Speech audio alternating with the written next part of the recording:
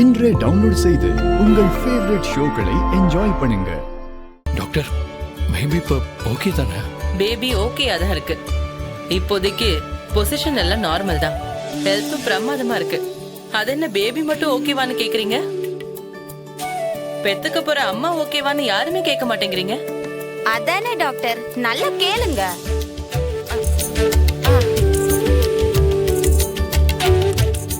எல்லாரும் பாப்பா பாப்பான்னு பாப்பாவை பத்தி மட்டும் தான் பேசுறாங்க.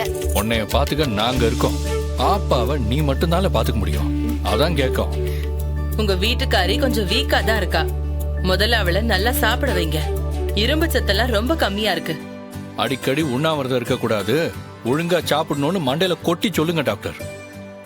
எங்க அம்மா டெய்லி ஊட்டி ஊட்டி சாப்பிட வைக்கா. ஆனாலும் அப்பப்ப இவ ஏதாவது ஒண்ணு கிறுக்குத்தனம் பண்ணிக்கிட்டே இருக்கா.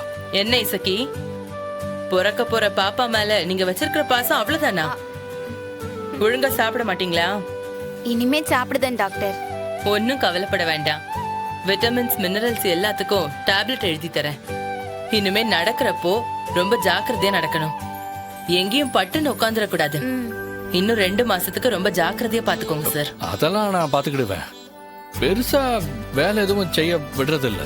அதுக்காக வேலையே செய்யாம உட்காந்துடணும்லாம் இல்ல. சின்ன சின்ன வேலை செய்யட்டும். Just 2 months. கொஞ்சம் ஜாக்கிரதையா இருந்தாலே போதும்.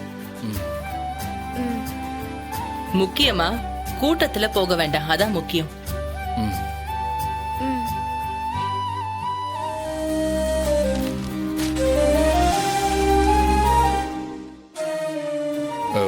இவ கூட பிறந்தவங்க கல்யாணம் வேற இப்ப வருது. அப்ப இவளை எப்படி பாத்துக்க போறேன்னு தெரியல. அதெல்லாம் நான் நல்லா தான் இருக்கேன் மாமா. இசக்கி, இப்ப மாதிரி எப்பவுமே நீ சிரிச்சுக்கிட்டே தான் இருக்கணும்.